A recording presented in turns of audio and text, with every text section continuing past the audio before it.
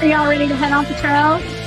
I'm the Cryptid Huntress, Jessica Jones, and I'm ready to take you on a mysterious journey right now. We welcome you to Off the Trails right here on the Spaced Out Radio's YouTube channel. If you guys haven't hit subscribe yet, please do. We would love to have you guys. Shout out to Bumblefoot for that awesome intro music. We always appreciate that.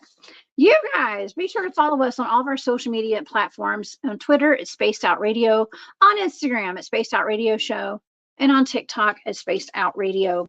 You guys can find me at thecryptidhuntress.com. It's down there on that ticker. And I have a really awesome YouTube channel. Y'all go, please subscribe over there if you haven't already. And I have a great Patreon as well if you'd like to support what I'm doing. And also, my shop is War Woman Goods over on Etsy. I appreciate all your support. By the way, I do have live shows on my channel every Wednesday at 1 p.m. Eastern and Thursday at 8 p.m. Eastern. So you guys come tune in. We're having a really good time over there on that channel. Also, I would love for you guys to become a member of our Patreon here at Spaced Out Radio. That's the Space Travelers Club. And you can get some really awesome perks over there. So you guys go check that out whenever you get a chance. Okay. All right, y'all. We have a fantastic show here tonight. I have my buddy, my good friend, Dennis Carroll here tonight. We're going to be talking about bloodthirsty creatures of the night. All right, so y'all get your popcorn. All right, you got a few seconds. Go get some popcorn. But don't forget that right after this show, we have a really great program set up for you guys over after hours. So be sure to tune in as soon as the show's over tonight. All right, y'all. Well, let's get to our guest tonight. Dennis Carroll has over 40 years experience in the field of the paranormal. He studied, researched, and investigated many aspects pertaining to the paranormal and the supernatural, with many personal paranormal experiences. He's a researcher and investigator of the occult and the supernatural, an ordained minister, a photographer, and a well-known UFO and cryptid researcher. He speaks and performs lectures and presentations on culture, folklore, myth, and legends. And you can find him over on his YouTube channel, Hunting the Shadows. You guys, please go subscribe to Hunting the Shadows on YouTube. And on the weekends, he's with Nighthawk High Strangeness podcast. And they have Weekend Morning Brew, which is one of my very favorite shows to watch. I always have my coffee with them on the weekends. So please help me welcome to Spaced Out Radio tonight, my buddy, Dennis Carroll. Hey, Dennis. Good evening, Jessica. All right, how you doing? Hey, I'm doing okay. How are you this beautiful evening? Yeah, it is. It's kind of a crisp fall night out there. It's a perfect night for the kind of stories we're going to get into tonight, definitely. It is. It's a perfect way to start off the Halloween month, right? We need some spooky Halloween shows. So that's why I would love to talk to you tonight about some really spooky, creepy, gory stuff tonight, like bloodthirsty creatures of the night, Dennis. I know you got some stories. Yeah, that's one of my favorite topics, by the way.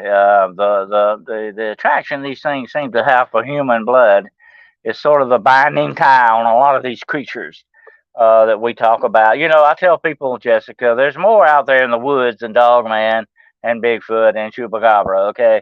There's supposed to be a whole lot more out there in the cryptid world, definitely, or what we call monsters. I'm an old monster hunter from way back. I'm always on the lookout for any of these things if I should ever run into them. But I might be sorry if I do. The ones we're going to talk about tonight are very dangerous, very bad guys, okay? But definitely they are bloodthirsty creatures, without a doubt. Oh, yeah. Oh, yeah. Well, I did a couple of really interesting shows over on my channel about vampires. And man, I kept thinking about how much I would have loved to have had you joining that conversation, because you know so much about vampires and the demonic, all aspects of the demonic and ritualistic, even, you know, creatures being conjured through blood rituals and things like that. It's becoming more prevalent on my shows these days to have stories. Well, it's a fascinating subject, Jessica. It never gets old. And the demonic runs into so many different lanes and avenues, but it's all connected in many ways. And you can't really talk about the demonic without bringing up vampires and even werewolves, because this stuff goes deep into the occult knowledge and stuff. And you know, the human factor that's connected with a lot of this too. The humans have opened the door for some of this stuff. You know, they're not good actors either. They're bad guys too. So you've got that equation, not just the demonic, but the evil human kind of a factor as well. Oh yeah. Yeah, some humans could be worse than these creatures we talk about. Okay. I'm just saying, Hmm. in my experience. Well, one of these that I think I sent you a picture of is called the Barrow White.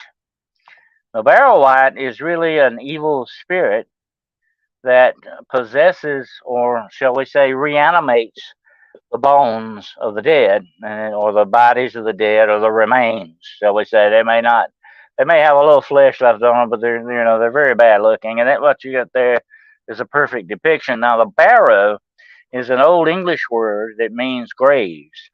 So the Mm, barrows in England, old England and Wales and Scotland and places like that, and Ireland, the barrows are actually tombs. Okay, a lot of them are. Some of them are forts, but that's another story. But the barrow, and it's called a white because white used to be an old English word for an entity. So what we're talking about is a grave entity, or something from the grave. The barrow white is a bad, bad guy. You would not want to run into them. And they will drain you of blood. They will drain you of your life essence. So in a way, they are a vampire, kind of vampire-like creature. They will do that. Once they get you, they put a spell on you, okay? And we all okay. know the vampire's power is in his eyes, supposedly. He gets you, he can mesmerize you, seduce you, and like a snake with a rat or another serpent or something, they can use that on you. And the barrow white is the same way. He puts sort of a spell of glamour. Now we know what the word glamour does not mean movie star stuff here, okay? It means magic. It means a form of shall we say deceiving type magic. And Oh, once they get you in the spell, they can drain you just like you would drain an orange or whatever out of his juice. They can drain you.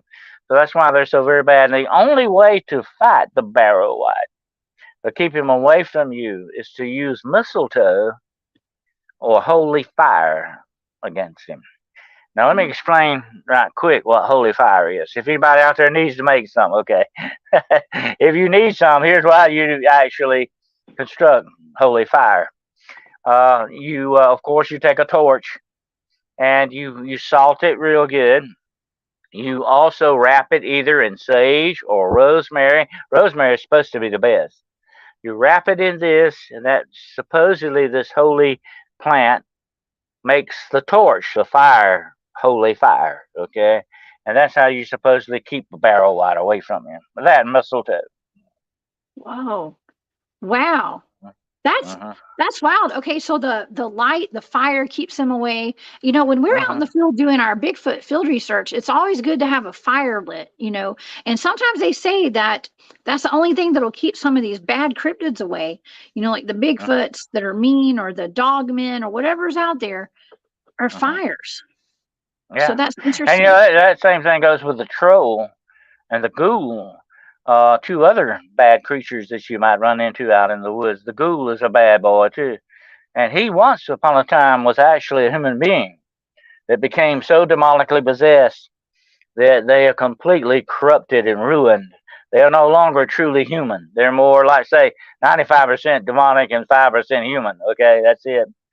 And the ghoul, they live off the remains of deceased people in cemeteries. They Hmm. dig up graves of fresh corpses, but they will also feed off of you if you cross their path. Okay, they're not prone to turn fresh meat aside. Okay, so they're bad actors too, but you're still dealing in many aspects with the demonic in that way. Okay, I have an interesting creature to talk about with you tonight because Okay. when I was assigned a blind remote viewing target of old green eyes. Okay, this is an entity that was seen at the Chickamauga battlefield in Georgia. That's on the Tennessee Georgia border. And Uh-huh. there was a very famous Civil War battle there at Chickamauga near Uh-huh. Chattanooga, where 34,000 men died over a 3-day period. Okay.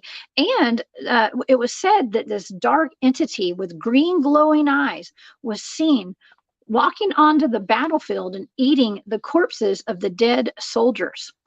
Okay. That Now, sounds this, like a ghoul. That sounds very I much like a love ghoul. it. They do have green glowing eyes, supposedly. They can have either green eyes or reddish type of eyes. But that's what that does sound like, ghouls. And here's another thing, Jessica. It's very interesting you bring this up. They are attracted not only to graveyards, morgues, funeral homes, places, hospitals. They are also attracted to battlefields. And definitely that would be a plus for something like that, a battlefield. Oh, wow. Plenty to eat. Yeah, yeah. Yeah. Well, and I would have to think it's partially because of the blood aspect and the ritualistic aspects of blood manifesting demonic forces. Yeah, that's what you. That's the. I said. Here's the thing. I say. I kind of use the modern terminology. They're plugged into the demonic. Okay, that's what these things Okay. are. That's where they get their power. That's where they get their feel from. And so is the vampire. The vampire, the traditional vampire, and we're going to talk a little bit more about them. I'm going to share an interesting case with you in a little while about that. Something I've never told anybody about before. But now I know people have heard my other account of the vampire girl I met in the cemetery, but this is something else different. Anyway, the vampire is that way too. It's a reanimated corpse, basically with a demonic entity in it. That's what it basically Hmm. is. If you want to give it layman's terms, sort of speak, that's what a vampire is. But there are two types, and I talked about this on my show, Hunting the Shadow, the other night. There are two types of vampires you're dealing with here in that respect. You're dealing with human vampires and supernatural vampires. They both are very dangerous individuals, okay, in that respect. They can be very dangerous. Oh, yeah. Yeah. Well, okay. So you're talking about demonic entities possessing the body of a dead human.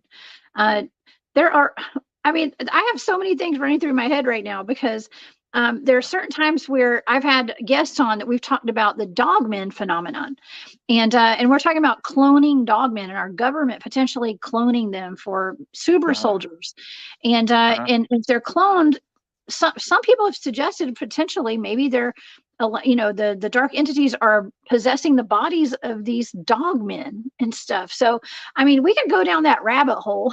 We could, but Well, just well, kind of here's the food for thing thought. about it. Here's the thing about it, Jessica.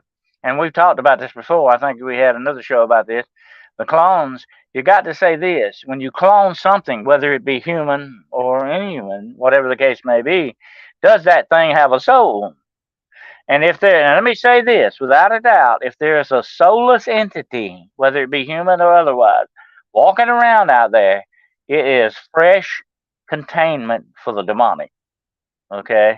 Wow. And so that dog man you run into may be a demonically enhanced or controlled entity. Wow. Hmm. Well, that's Bigfoot too. terrifying. Yeah, well, it's really scary, but there's also humans that I have Hmm. encountered, and I have seen spirits jump from body to body, bad dark Hmm. entities from person to person. I've seen it myself, and Hmm. so they're in humans too. So Hmm. yeah. Well, and I've talked about this before too.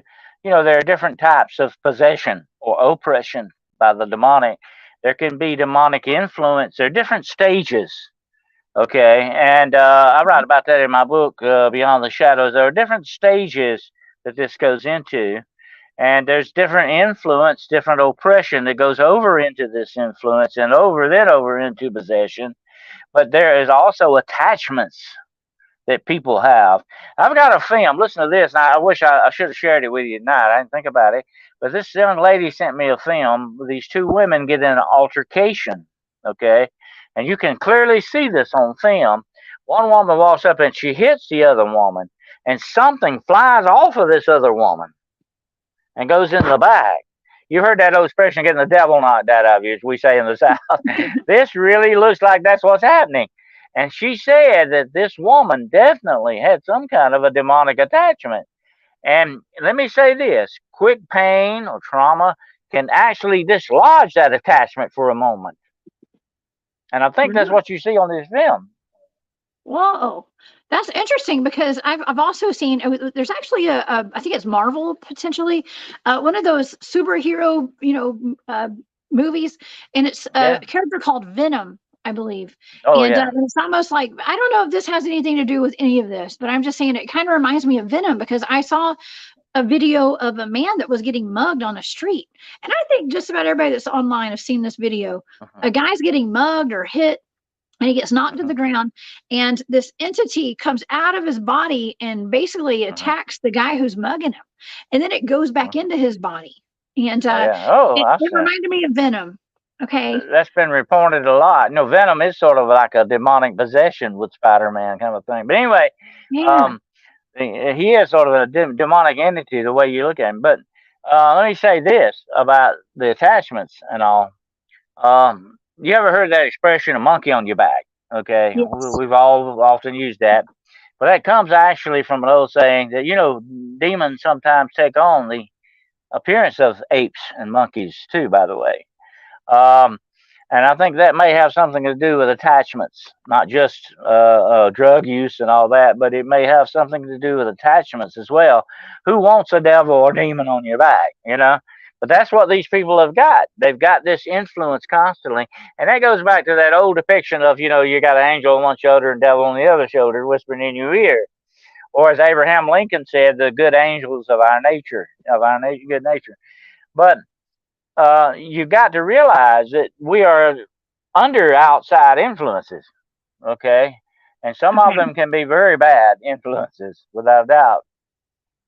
Okay. It's It's almost interesting. like being DUI, but you're not under the influence of alcohol. You're under the influence of the demonic. Demon.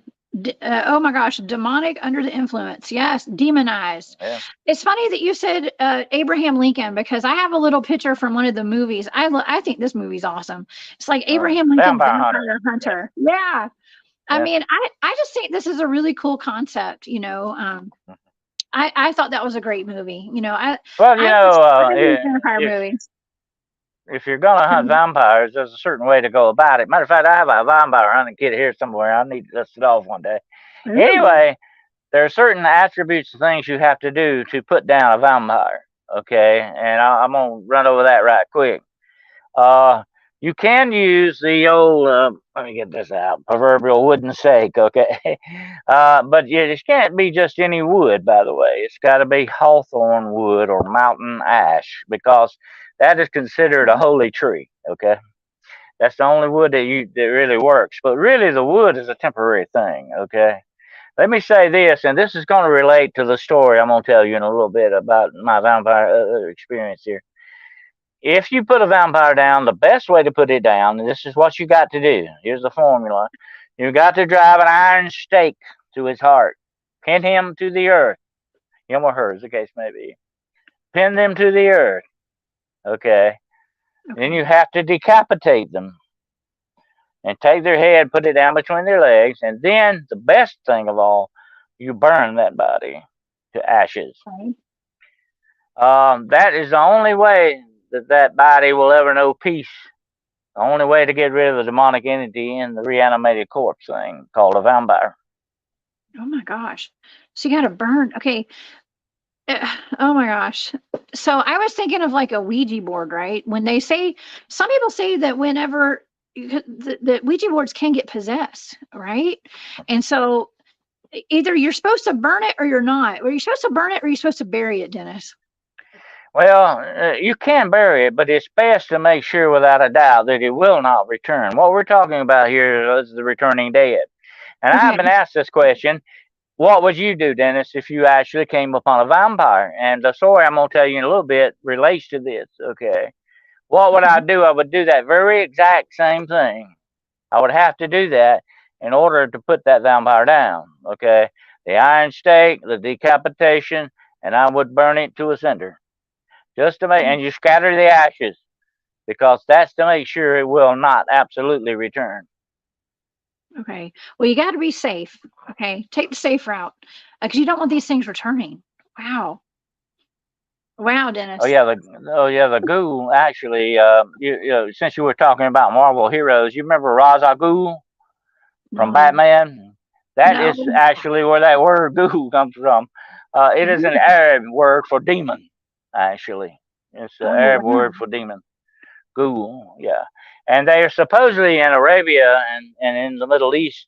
They inhabit dry desert places and caves, along with the jinn as well. The jinn are the Arabic type demons as well. Um, so you have some interesting folklore there in the Middle East. But Oh, this yeah. is all related to that girl named Lilith.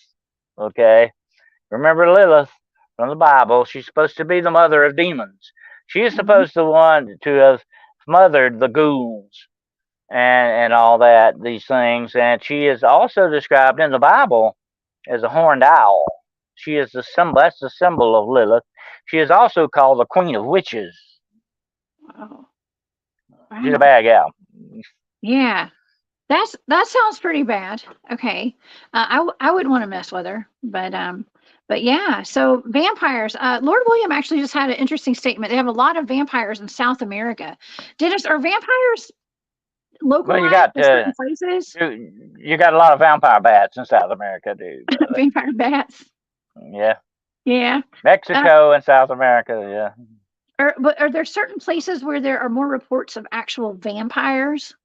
Like in Europe or New Orleans, for No, instance? they're very heavily in the Slavic countries. In Greece, like I said, the name for the Greek vampire is the Valvalaka, which is a vampire spirit, the Valvalaka. In the Slavic word, it's called a Wordalak, which is also Russian. And the Wordalak is a very interesting vampire because it comes back and feeds off the blood of its relatives. It doesn't mess with anybody else, just his Oh, family. That's a bad relative to oh, have, by the way, without a doubt. okay. But the Wordalak is a bad guy too, definitely. So you have a lot of vampires, and it's called the Nosferatu in certain parts of Romania and Hungary and the Carpathian Mountains. These are the big areas, the Black Forest in Germany, places like that that are the really big strongholds of the vampire in the world, supposedly. And here's the interesting thing: you've got a lot of European people that went and settled in South America. They took the vampires with them, I think. Oh my gosh. Well, okay. I did a show on my channel a couple weeks ago on vampires. Uh, Mr. Jimmy was telling us about the vampires that came to New Orleans, the women that were brought there. And they brought their on. They look like caskets or some kind of crudely made box that they would sleep in. They were vampire women, and as soon as they got there, I think they were like mail order brides, kind of that kind of a thing. But when they got there, uh, the murder rate went through the roof. I mean, all these men were getting slaughtered and stuff all throughout New Orleans. He said so. If Anne Rice were still around, she'd tell you it's a big hotbed in America for vampires, definitely New Yeah. Orleans. And have you ever heard of the Carter brothers? No. The Carter brothers were in New Orleans. There were two brothers, and they were found to have chained people up in their apartments, and were actually using them as blood cows. And we call that blood cow. That means the victim they keep you sort of a human blood bank. Um, and they had these people chained up, and one of the prostitutes, they were preying on prostitutes mostly, ladies of the evening. Um, got away and jumped over the balcony and alerted the police to the Carter brothers. And they went in. The brothers were gone. They disappeared. They haven't been seen since. They disappeared, but they found other victims in that house. They found coffins. These were real vampires, actually. And they said that these brothers were never seen in the daytime. They were only seen at night. Whether they were human vampires or supernatural vampires, the jury is still out on that. And then, of course, you have the very famous case of Saint Germain. Saint Germain was thought to have maybe perhaps been a vampire. He was called an alchemist, but he could have also perhaps had the abilities of the vampire to survive for many, many centuries. And he has supposedly been seen in New Orleans as well. Oh wow. Mail order vampire brides, yeah. You don't Yeah, want that, my friend. that's the kind you don't want for sure. Yeah, you Yeah, don't but want back in the that. days, they made out like the men were a little. It was almost. I'm not saying going to say desperate, but they were. The way that Jimmy was telling us the story was that women were in high demand because there were a whole bunch of men that had come over here to kind of settle all over the U.S. and Mhm. They needed the Well, you women. know, So, when I was in law enforcement, I read several reports out of New Orleans, and the New Orleans Police Department is a very interesting place, believe me. That there were being women were actually being attacked on the streets of New Orleans and being bitten in the neck, and were coming up with loss of blood, and they didn't die, of course, thank goodness, but they were actually being attacked for a while by, were they really human vampires or the other kind? We'll never know. ooh, oh my gosh. Well, okay, Dennis, let's go ahead and talk about your vampire story. I would love to hear that. Oh, okay. It Since we're was a on the very, topic of vampires. it's a very interesting thing, and I've never related this to anybody, so I saved it for your show tonight for you. I've never Thank you. related this because I did something that I don't like to do. Being an ex-police officer, I actually found myself kind of for a while on the other side of the law. Okay, I've always tried to remain on the good side of the law, which everyone should do. But this sort of called for me to go above and beyond the call of duty sort of thing here. But I was contacted one day by this young lady, and I met her at I think it was a local Chick-fil-A or McDonald's, somewhere like that. I forget now. And this young woman was very distraught. And here's her story. She had been recommended to me by a friend who had saw me on a TV show. And she said, "This is the guy you need to go to and talk about." And here's the story. Her mother had died recently. I think her mother was in her late 40s, and her mother was a very malevolent woman. Okay, they didn't get along. Her and the daughter did not get along at all, and her mother was deep into the occult, witchcraft, and stuff like that. And this woman was very bad. I mean, she treated her family very badly. She was an evil person, if you want to put it that way, in strong terms. That's what her daughter told me. I never met the woman because she had deceased. But I almost came to meet her in a way, but I'll get to that in a minute. Okay. Uh-oh. Anyway, anyway, she said that what had happened, I think her mother had been buried now for like maybe 3 weeks. And every night she had the same dream over and over and over again. Now, her mother had one last request, and being a dutiful daughter, she said this is her deceased mother. She did the last thing she wished for, and she actually buried her mother in her wedding dress, wedding gown. Okay. Well, she still fit in it. Man, I don't That's fit in her. my old wedding gown. She Tell you. wanted. Yeah, she requested to be buried in her wedding gown, Okay. and luckily, I guess she could still fit in it. So anyway, she did that. And that's very important. Don't forget that. There's a wedding dress. Okay. So anyway, she said that for the last few weeks since the funeral, every night the same dream would wake her up, Oh. almost stop her heart. It scared her so bad that her mother would come back and tap on her bedroom window and say, "Let me in." Oh. And said the mother had the white dress on, everything, just the way she'd been buried, And said it freaked her out. She said, Mr. Carroll said, "I wake up and I still hear that knocking almost. It's almost like it's so real. This dream is so strong. I can't get out of the dream when I wake up, Artie." And she said, I jump now. Whenever I hear a tapping sound on anything, I jump. She said, "I can't sleep. I'm scared to go to sleep, and all this stuff's going on." And she said, "I believe my mother is coming back because she was involved in some bad stuff. And I believe she's coming back like a vampire or something." Okay. And I said, "Well, here's what I'll do for you." And I could see this woman was very distraught. And in our business, we try to help people when they come to us with these problems. And I said, "Well, here's what I'll do." Her mother had been buried in an above ground vault. Okay.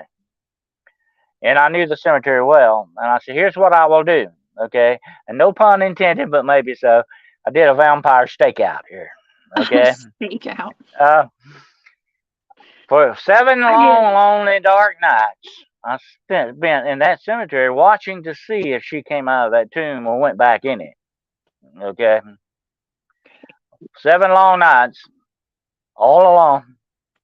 About the third night, And I was prepared to do this. If I actually ran into that, I was prepared to do some things I might not want to talk about right now. But anyway, I was prepared to do some stuff if it turned out that way. Okay.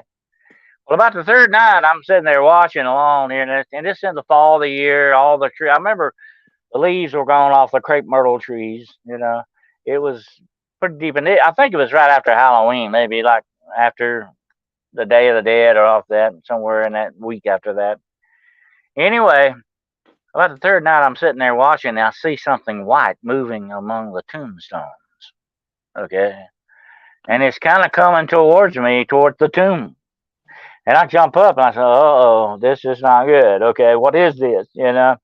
So I go towards it, and I get up on it. I'm going from tombstone to tombstone, kind of trying to sneak up on, see what the heck this white thing is, out in the middle of the cemetery.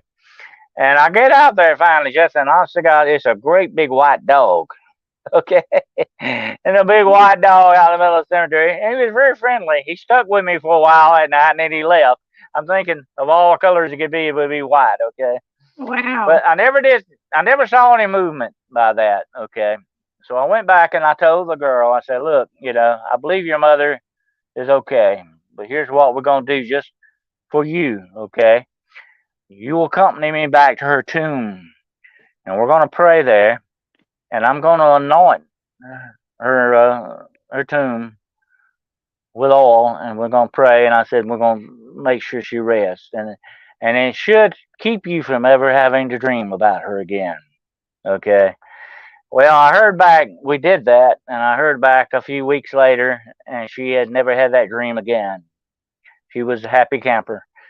So here's the interesting spin on this. Was it a vampire in her dreams? Was it visiting her in her dream state, psychically like, instead of an actual physical visitation in the physical world? I have to wonder about that, definitely. But hopefully she will lie still. Well, I hope so. Well, that was very good of you to go over there and help them and help her. And my goodness, of all things, a gigantic white dog, man. That's that was kind of startling. I kind of disappointed, but yet I was happy in a way too. But the thing about that is, you're not supposed to go in cemeteries after sundown. It's against the law. But I was wanting to help this girl out so much that I said, "Well, I'm doing this for the right reasons, not to be a vandal or vandalize or anything. So maybe I'll be all right, But I don't like to do that. But I had no other really recourse. But luckily, it worked out in a good way for her in the end." Yeah. Okay, well, back in the 1800s, like 1890s, I guess, there was a town in Rhode Island, Dennis. I don't know if you're familiar with this, but they exhumed their dead because they were having a break. I mean, they were afraid that some of the people there were vampires, and so they started exhuming bodies to stop these vampire attacks. Are you familiar with this? Mm-hmm. Well, there's a very famous case that was like that. The vampire Groveland Range. You ever heard of that? I don't know. Is that the same one? It was one that took place in England, where this young lady was attacked, and her two brothers saved her actually from the attack of this vampire. It turned out to be their next door neighbor, which is kind of where Bram Stoker might have got the idea for Dracula, by the way. Groveland, I think it's Groveland Range is the name of it, Groveland Range or something like that. But anyway, in Ireland, I have actually seen the graves of some of these so-called vampires, and they have the skull and crossbones on them. They have all the markings and stuff on them to try to keep these revenants from coming back. They call them revenants, which is really French for like returning dead kind of thing, They worried about that a lot. There were a lot of superstitions connected with vampires, and all. And if you buried a relative, you definitely didn't want them to come back, especially after blood, without doubt. Okay, so well, let me tell you about this family that exhumed the bodies of their deceased loved ones. So it was in March of 1892 at the Chestnut Hill Cemetery in Exeter, Rhode Island. Local people exhumed the bodies of Mary Brown and her daughters, 20-year-old Mary Olive and 19-year-old Mercy Lena. Okay. They thought that, I guess they thought these women were vampires, and because people were getting attacked, there was all sorts of disease going around. Once they were exhumed, the crowd discovered the corpses of Mary and Mary Olive had rotted away, but Mercy's body was oddly well preserved. Despite lying in a crypt for several months, it looked as if her hair and nails had grown, and when pierced, her delicate skin still contained drops of blood. It confirmed their suspicions that she was a vampire, Dennis. So they assumed she was a Mercy vampire. Brown's very famous vampire. Here's the interesting thing, Jessica, and I'm not going to get too deep into this because it's not good. But when you've been in the grave for a while, the skin will go away from the fingernails, and the mouth will draw up, and you've got what looks like fangs. Your nails get along. They say, oh, the nails are still growing. This person, and the hair will still keep growing for just a little while. Okay. All these things happen in the grave because the skin is really basically retracting off of the body. And the human skin is very elastic, by the way, in different attributes. People have actually made book covers out of them. But anyway, yeah. And the famous Necromonicon, the very most evil book ever written, supposedly is book covered with human skin and has a human tongue for a bookmark. So the human skin's be used for that. But anyway, human skin, when it draws off the body like that, it could make people think, hey, this person is still living. They look. And here's another thing. In certain, like with Mercy Brown, in certain areas of the environment, the body can be preserved better than in other areas, especially in places like New England where it's colder, the climate is cooler than you would have in like southern places of the southern United States where it gets hot and humid and all that. The problem they have with burial vaults in New Orleans because of swampy land, Yeah. So that's the interesting thing about it. You could preserve a body, and I could see why. I mean, I can kind of see why they would think, hey, this person is a vampire. They haven't deteriorated like they're supposed to. I think that might have been the case with Mercy Brown today. But here's the interesting thing about Mercy Brown. Some of her relatives actually had dreams about her, like this woman I told you about her coming back. And some of them began to kind of waste away a little bit. They didn't, but back in those days, you know how health was. But some of them were not doing good, and they blamed a lot of this on Mercy Brown. Okay. She was kind of a vampire scapegoat. I was going to say she's a scapegoat. And they ended up saying that Rhode Island was the vampire capital, I think, of the world. If not, let's see, of America. Oh, no, the vampire capital of America is what they called that. So I didn't even know that until I started studying Mercy Brown. So I had not heard. I figured New Orleans was the vampire capital of America. I would think so, but I kind of vote for New Orleans myself. But definitely, but like I've said before, wherever you have large cities, the larger the communities, you have these vampire cults, which I talked about on my last podcast. The vampire cults are out there, and some of them are very dangerous. I equated them to sort of like vampire Hell's Angels. I mean, they're bad dudes. You wouldn't want to cross paths with them, okay? And let me say one more thing about that when I talked about a dangerous soup, okay? When the human blood contains certain amounts of that adrenaline that flows through it, especially if you get scared or you die a violent death or whatever and all that, they are more attracted to that type of blood than they are just like the blood from a normal person under normal circumstances. There is something about that blood attraction for these people and for the supernatural vampire as well. It's almost like a narcotic. Yeah, I was going to say it gets them high, right? I mean, we've all heard that the past like 5 years now. We've been hearing about, I don't want to say the word, it starts with an A, and it's adrenalized blood, but it's got a name to it. And so, even saying that can get your channel shut down sometime and stuff. I mean, it's kind of it's very risque, I guess, to even talk about it, but it's adrenalized blood. And they say that some of the elite, okay, let's just say elite, they're harming children and stuff to get that kind of blood, which is really scary. That would make them vampires. Especially the blood of the very young too. Okay. Old blood is not as attractive to them as the young blood. you're not going to see vampires hanging around senior citizens' homes much, okay? It's just, that's just not what they're going to do. They go after the more vibrant blood, especially the blood of the young. And it has that adrenaline. That's an extra kick for it. And, it's like the Bible says, the blood is the life. Or as it says in one of my favorite books, Dracula, the blood's the life. They get that from the Bible.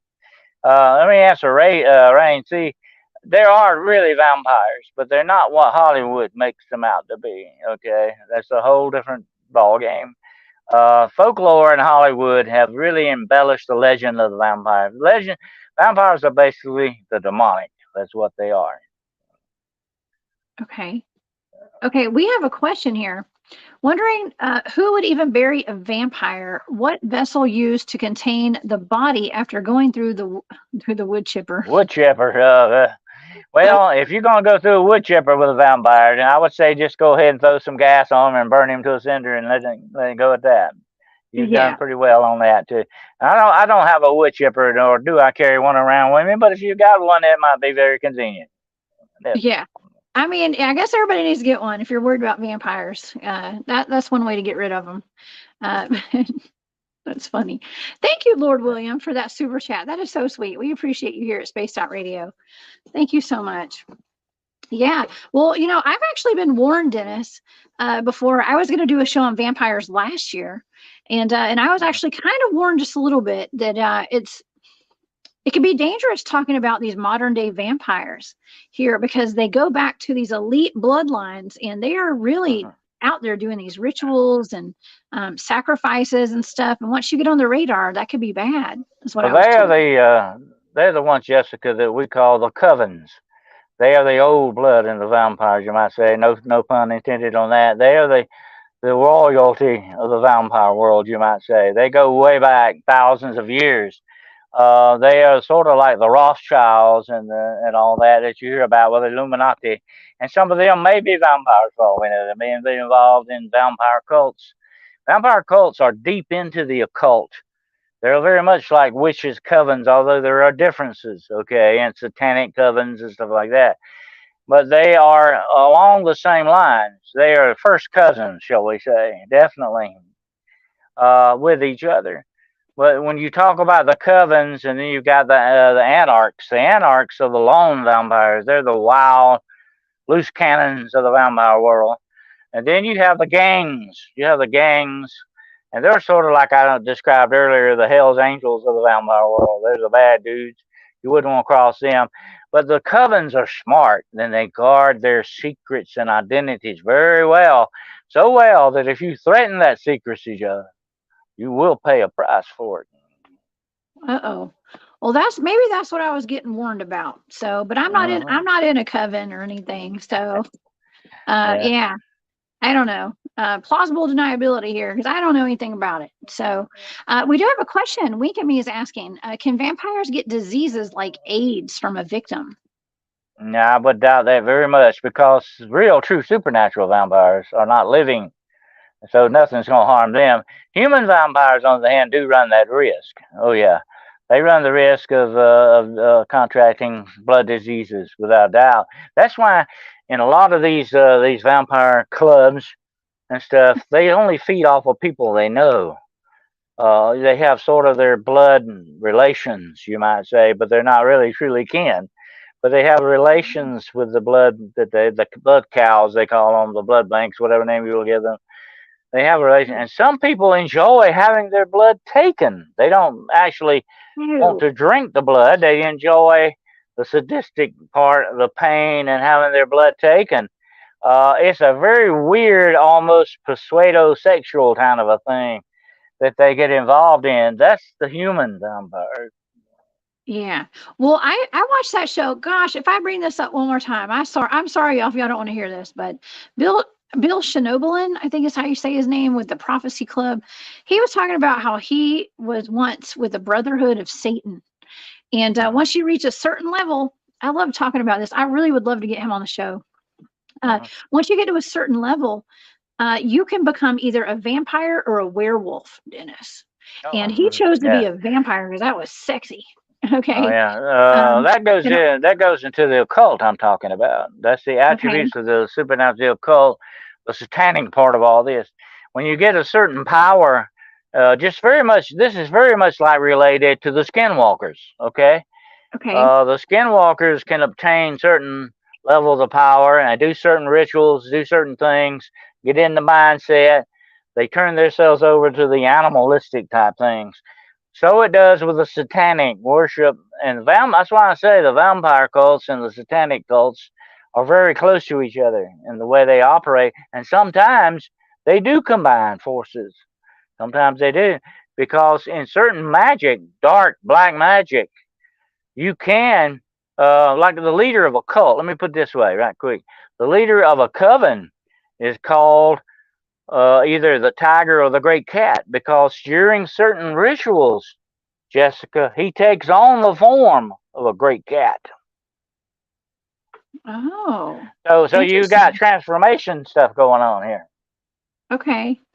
Yeah. Well, oh, and Jose has a good point. If you're gonna put the remains of a vampire in a wood chipper, don't use that for your farm animals. Okay. Don't. I would not do It's that. No. probably very toxic, I, I would I think. would trash Vampire that wood blood. chipper, okay? Just be on the safe Yeah. side. Definitely. That's going to be Yeah. too toxic for everybody's own good, and you don't want to put it Yeah. on your crops. Okay, if you're going to eat, Right. you're No, going to eat yeah. your You would corn not out want there. that. The blood of a vampire, by the way, since we're bringing this up, of a true supernatural vampire, is supposed to be one of the most evil substances on the face of the earth. It can do some very, supposedly very bad spiritual and physical damage. If you remember the scene in Dracula where he cuts his chest and he makes her drink of his blood, they Yes. became one because of that. The vampire blood is very powerful, evil stuff, definitely. Wow. That's always hard for me to watch. I don't like blood. Like, I mean, I don't like getting my blood taken. I just don't. I'm not a huge fan. But yeah, anytime you see the movies where the people are cutting their hands and then shaking and touching their Mhm. blood to each other, that's just, I don't know. Um, But I do know how powerful blood is. We got that aspect too. uh, But yeah, it's not my favorite thing to watch, especially people eating each other's I've blood. run into a lot of bloodletting in my line. Definitely, it's not good. But here's the thing about blood: you don't get much more personal than your blood. Okay, think about Yeah. it. I mean, that's you. I mean, that's without that you can't live, and it is a very personal, very important part of you. Um, Yes. a lot of people don't like to even donate blood because of that. Because it's like they say I feel like I'm getting drained and psychically That's your and life force. physically. Yeah, their life That's your force. life Yeah. force. You know what I noticed? Okay, so I was in Florida a couple of months ago, and I was down there with a bunch of friends, and we noticed as we were driving down, we were in like St. Augustine area and or St. Petersburg, sorry, wrong place, St. Petersburg area in Tampa, and there were blood donation centers everywhere, like where you can go buy, like you can go sell your platelets of your blood or whatever. They were on every single street corner. I could not believe it, and I was joking around about how they had vampires down there. They had to have vampires because I had never seen so many blood centers before in my entire life. I'll tell you So, a quick story, right quick. You might happen to think about it when you mentioned that. As a police officer, one time we got called to an old cotton mill, which where I'm sitting at tonight is probably 4 or 5 blocks from where I'm at right now. Okay, and this old cotton mill had a sub basement. It was a basement under the basement under the basement. Okay, and it was one big room. And the guard that was working there had called us in because he had seen people messing around there or something. And so anyway, we went down there. We're down in this sub basement. I'm gonna tell you what, it's a freaking place. But I've walked into a lot of places where you could actually just feel the evil, like it was a fog. Okay. And in this room, Jessica, was a huge pentagram on the floor. It was a dirt floor, by the way. It was this huge red pentagram, and I don't know what the red was on it, but it was huge. I mean, it had to be at least 8 foot across. That's how big this thing was. wow. And I could tell, knowing what I know, that this was not amateur stuff. Okay.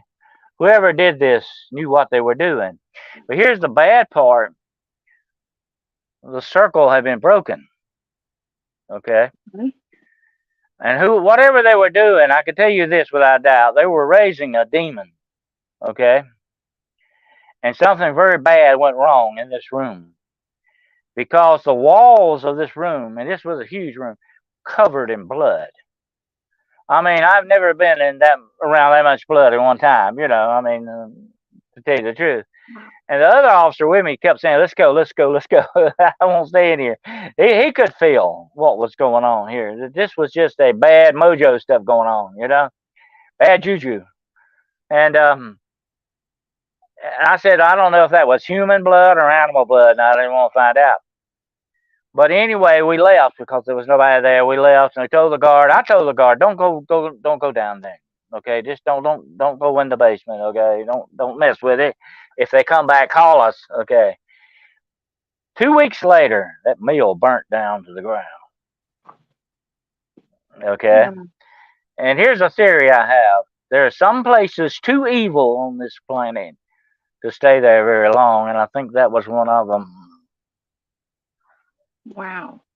So you think they were conjuring demons with that pentagram? That's terrifying. I mean, I can only imagine the things that our law enforcement has to go deal with. And now, does that put you at risk for being there, Dennis, when you walked into there? I mean, I know you know better because you're into the occult knowledge and you've been studying this for a long time. What would have happened if you had walked in and stepped into that pentagram? I was not going to step into that circle, by the way. But now, when you raise a demon, the circle is your protection. The demon doesn't come up in the circle. You stay in the circle. The demon's outside, and that's why I said the circle was broken. If the circle is broken, he can get to you. Oh. And I said something very bad. I immediately knew that when I saw that something very bad happened here, and it wasn't good. It was not good at all for whoever was messing around with it.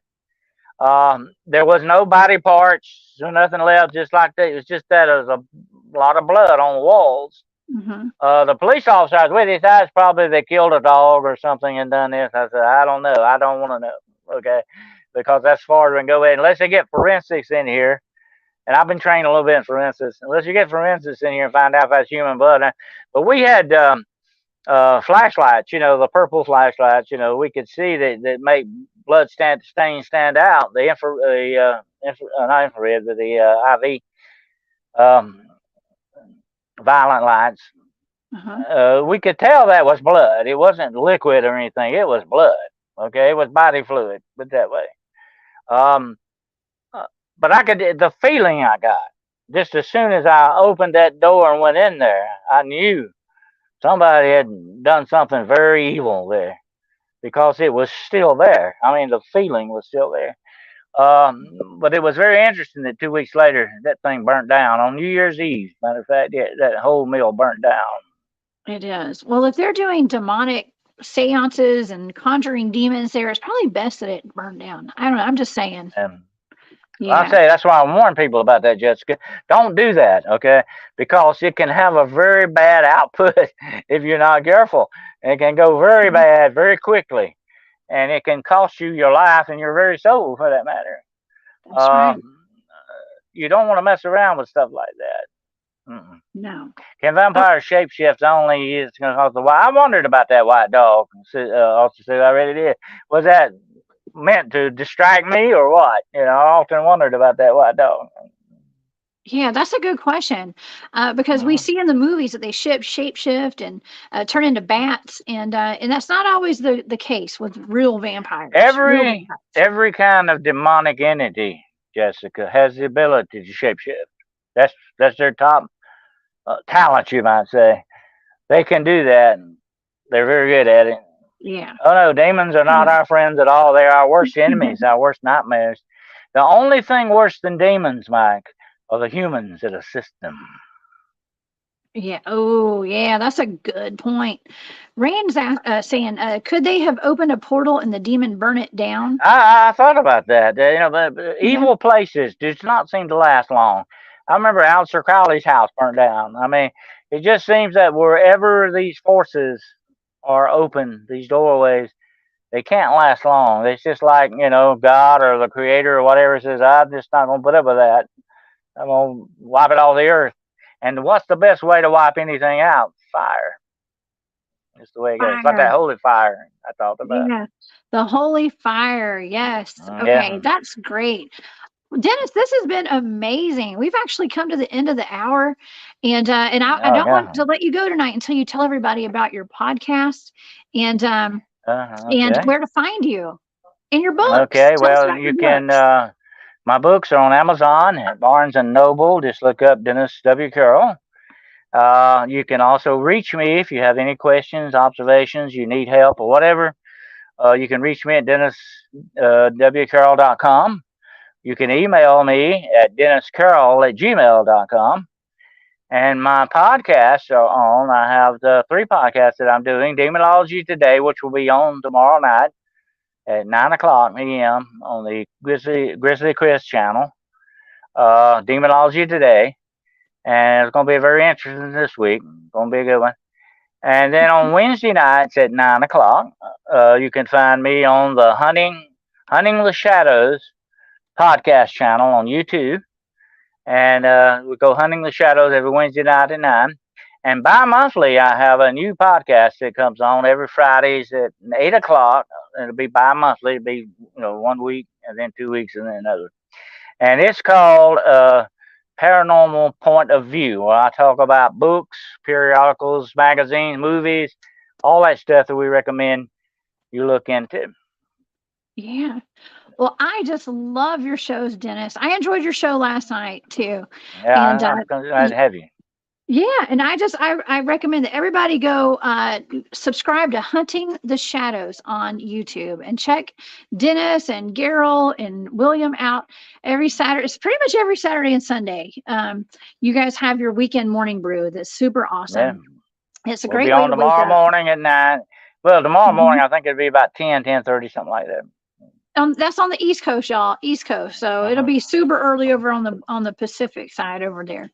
But this has been another fantastic show, Dennis. Please come back and hang out with me again. You are the best I certainly guest. will. I certainly will. All around, but even better for Halloween, man. Halloween. All these spooky topics. So thank you, Dennis, for being here. Okay. And we'll check you on your shows, okay? All right. Thanks, Dennis. All right, everybody. Well, thank you guys. This has been an amazing show tonight. Before we go tonight, so I wanted to dedicate this show to one of my very best friends. I just got word about 2 hours before the show went live tonight that one of my best friends passed away today. And she had been battling a sickness.